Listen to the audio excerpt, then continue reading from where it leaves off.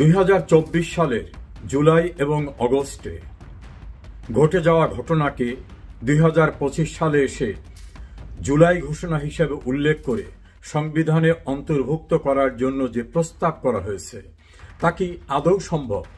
সংবিধান কি বলে? এ কারণে এই বিষয়টি নিয়ে আমার আজকের আলোচনা। বাংলাদেশের সংবিধান দেশের সুপ্রিম ল, অর্থাৎ সর্বোচ্চ আইন। এই আইনের চেয়ে বড় কোনো আইন নেই এবং এই আইনের অনুচ্ছেদ 7(2) বলা হয়েছে যে এই আইনের যে মূল স্ট্রাকচার, এর বাইরে গিয়ে কোনো আইন করা যাবে না, কোনো কিছু করা যাবে না। যদি কিছু করা হয়, যতটুকু সংবিধানের সঙ্গে সাংঘর্ষিক ততটুকু অবৈধ, বেআইনিভাবে ঘোষিত হবে।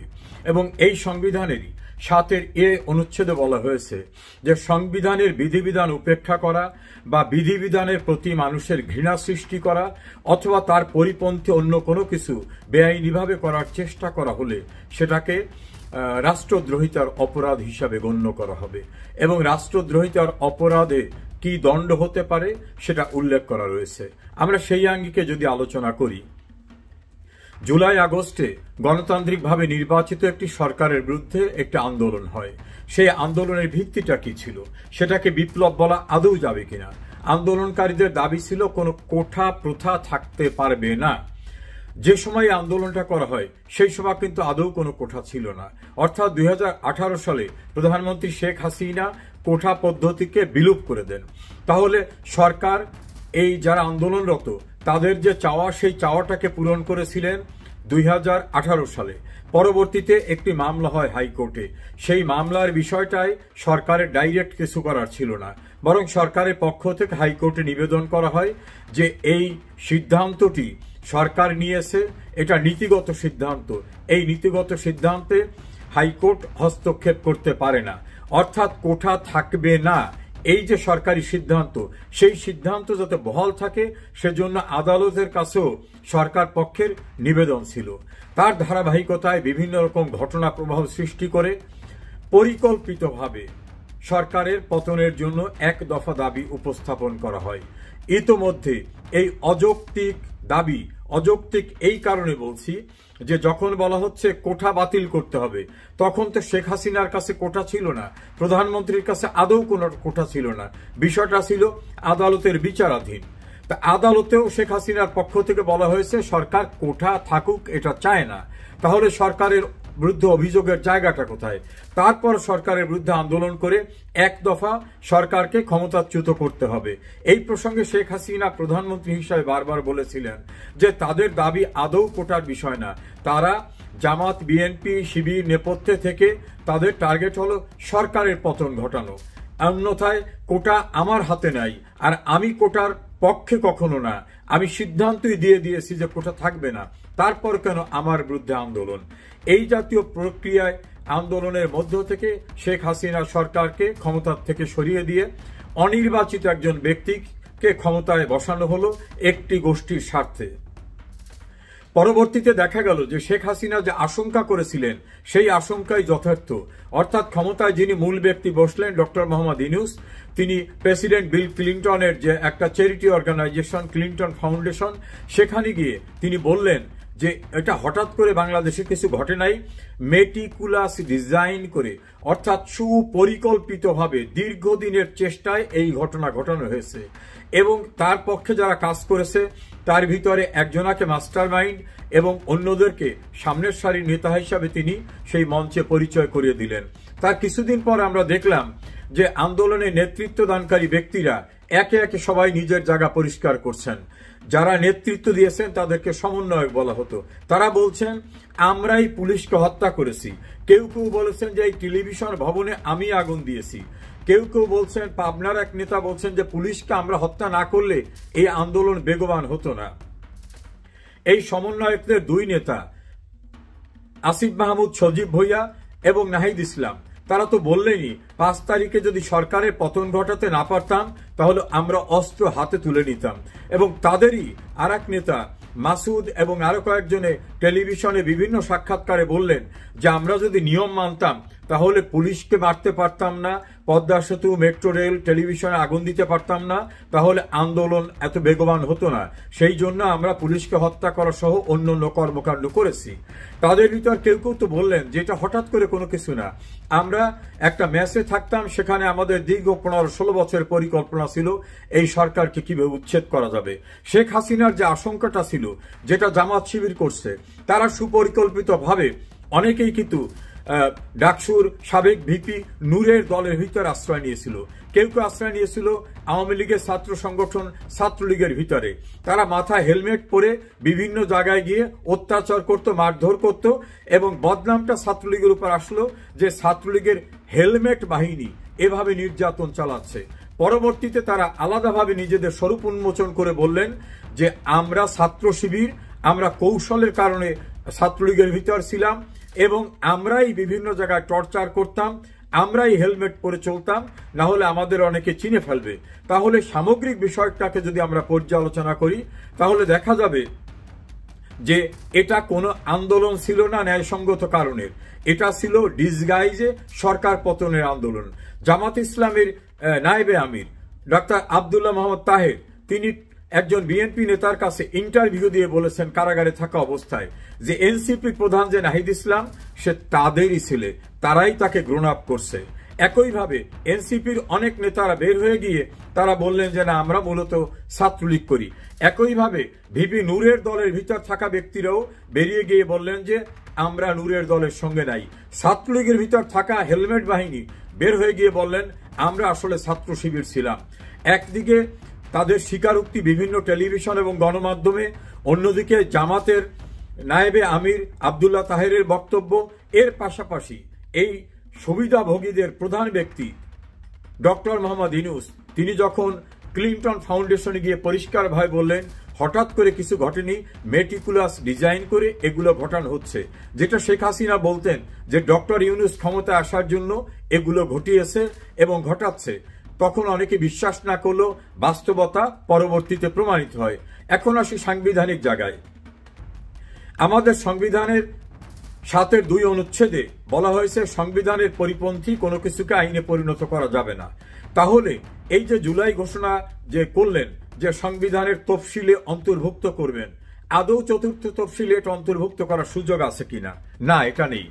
সংবিধানের 150 অনুচ্ছেদে পরিষ্কারভাবে বলা হয়েছে অন্তর্বর্তীকালীন, ক্রান্তিকালীন এবং অস্থায়ী বিধানাবলী হিসাবে গণ্য করা হয়েছে ততটুকুকে, আমাদের মহান মুক্তিযুদ্ধের সময় সংগঠিত যে বিষয়গুলিকে, সেগুলোকে তফসিলে অন্তর্ভুক্ত করে সংবিধানে সেগুলোকে মর্যাদা দেওয়া হয়েছে।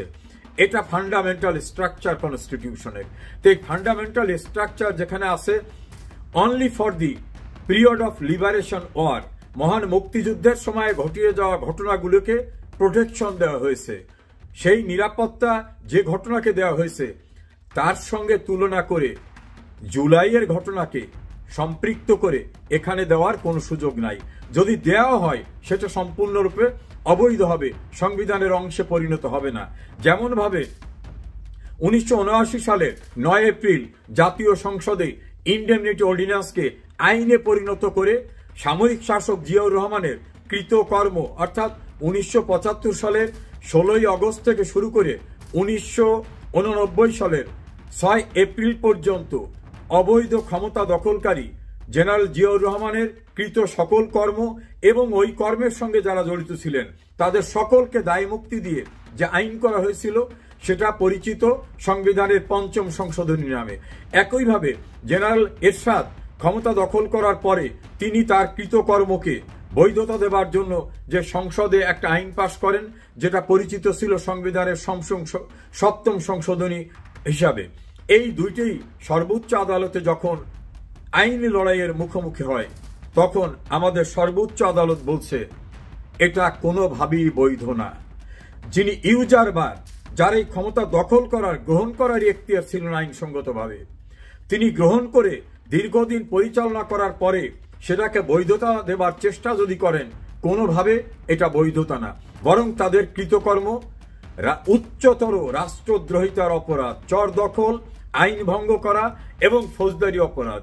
5ম সংশোধনী মামলায় সর্বোচ্চ আদালত এ জাতীয় সংবিধান লঙ্ঘনের অপরাধকারীদের জন্য আইনি শাস্তির ব্যবস্থা সংরক্ষণ করার জন্য পার্লামেন্টকে নির্দেশ দেন।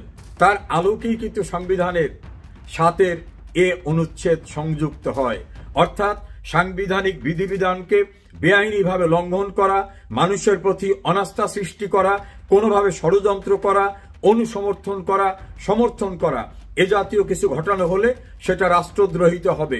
এই 7 অনুচ্ছেদটিও কিন্তু সর্বোচ্চ আদালতের রায়ের আলোকেই পার্লামেন্ট পাশ করেছে। একইভাবে প্রিভি কাউন্সিলেরও জাজমেন্ট রয়েছে, আসমা জিলানির মামলায় জাজমেন্ট রয়েছে। 5ম সংশোধনী, 7ম সংশোধনীতে পরিষ্কারভাবে বলা হয়েছে, যিনি আইনগতভাবে কোনো ক্ষমতায় বসার এখতিয়ার সম্পন্ন না, তিনি বসার পরে তার কৃতকর্মকে বৈধতা দেওয়ার কোনো সুযোগ সংবিধানে নাই। জেনারেল জিয়াউর রহমান যখন ক্ষমতা দখল করেছিলেন তখন তিনি লিগ্যালি ওই আসনে বসতে পারেন না। জেনারেল এরশাদ যখন ক্ষমতা দখল করেছিলেন তিনিও তখন ওই আসনে অর্থাৎ রাষ্ট্রপতির আসনে বসতে পারেন না। তাছাড়া প্রধান সামরিক আইন প্রশাসক নামক কোনো শব্দ আমাদের সংবিধানে বা কোনো আইনে নাই, এবং সামরিক আইন জারি করার যে শব্দটা সেটাও কোনো আইনে নাই। এটা তাদের মতো করে একটা ব্যবস্থা অন্তর্বর্তীকালীন সময়ে মানুষকে চাপিয়ে রাখার জন্য করেছিলেন। আমাদের সর্বোচ্চ আদালতের জাজমেন্টে এগুলোকে সম্পূর্ণ অবৈধ বলা হয়েছে। এবং খুব ইন্টারেস্টিং হলো, আমাদের আদালতের রায়ে এই বিষয়গুলিকে যেভাবে বলা হয়েছে তাতে বলা হয়েছে সামরিক শাসন প্রবর্তন অবৈধ, এবং এই জাতীয় অবৈধ কর্মকাণ্ডের সঙ্গে প্রত্যক্ষ পরোক্ষভাবে যারা জড়িত তারা সকলেই উচ্চতর রাষ্ট্রদ্রোহিতা, সংবিধান লঙ্ঘন, বিশ্বাসঘাতকতা এবং দণ্ডনীয় অপরাধ হিসাবে গণ্য করা হবে। সেই আঙ্গিকে 1971 সনের জন্য প্রোটেক্টেড যে তফসিলভুক্ত ঘটনা, যেটাকে প্রোটেকশন দেওয়া হয়েছে সংবিধানের 150 অনুচ্ছেদে, সেই 150 অনুচ্ছেদে যে বিষয়গুলোকে প্রোটেকশন দেওয়া হয়েছে সেটা সংবিধানের ফান্ডামেন্টাল স্ট্রাকচার। কেবলমাত্র মুক্তিযুদ্ধকালীন সময় সংগঠিত ঘটনা, তার সঙ্গে 24-এর ঘটনাকে মেলাবার কোন সুযোগ নাই। বরং ইতিহাস একদিন বলবে 24-এর সংগঠিত ঘটনাটা ছিল ভয়ঙ্করভাবে উচ্ছৃঙ্খলতা, সন্ত্রাস, নৈরাজ্য, আইন লঙ্ঘনকারী, বেআইনি কর্মকাণ্ড, ফৌজদারি অপরাধ। আমরা ধরে নিই শেখ হাসিনার বিরুদ্ধে যদি অভিযোগ থাকে তার বিরুদ্ধে আন্দোলন হতে পারে। গণভবন যেটা রাষ্ট্রীয় সম্পদ, জাতীয় সংসদ ভবন রাষ্ট্রীয় সম্পদ, মেট্রো রেল, পদ্মা সেতু সহ বড় বড় স্থাপনায় যে ভয়ঙ্করভাবে আগুন লাগানো, বাড়িঘর লুটপাট করা, তৎকালীন সময় ক্ষমতার সঙ্গে যারা সম্পৃক্ত ছিলেন তাদের বাড়িঘর লুটপাট করে আগুন দিয়ে দেওয়া, সারা দেশে নৈরাজ্য সৃষ্টি করা, লুটপাট করে মালামাল নিয়ে যাওয়া, এই যে ঘটনাগুলি ঘটেছে সেই ঘটনাগুলি ফৌজদারি অপরাধ হয়েছে। এটাকে বিপ্লব বলার কোনো অবকাশ নাই। পৃথিবীর কোনো দেশে এভাবে লুটপাট করা, রাষ্ট্রীয় প্রতিষ্ঠান ধ্বংস করা, মালামাল নিয়ে আগুন দিয়ে দেওয়া, নৈরাজ্য সৃষ্টি করে রাষ্ট্রীয় সাংবিধানিক দায়িত্বরত কর্মরত পুলিশকে নির্বিচারে হত্যা করা, পুড়িয়ে মারা, এটা কখনো বিপ্লব হিসাবে পৃথিবীর কোনো দেশে, উপমহাদেশে নাই, পৃথিবীর কোনো দেশে নাই। ফলত 2024 সালের জুলাই আগস্টের ঘটনা সাংবিধানিক দৃষ্টিকোণ থেকে 5ম সংশোধনী, 7ম সংশোধনী, প্রিভি কাউন্সিলের মামলা, আসমা জিলানির মামলায় যে নির্যাস রয়েছে সেই নির্যাসের আলোকে বলা যেতে পারে 2024-এর জুলাই আগস্টের ঘটনা ছিল পরিকল্পিতভাবে গণতান্ত্রিক উপায়ে নির্বাচিত সরকার উচ্ছেদের অপরাধ। এটা কোনোভাবেই বিপ্লব না। আজ হোক কাল হোক একদিন স্বীকৃত হবে যে এটি ছিল সুপরিকল্পিত ষড়যন্ত্রের অপরাধমূলক ঘটনা। কখনোই এটা বিপ্লব হিসাবে গণ্য হবে না।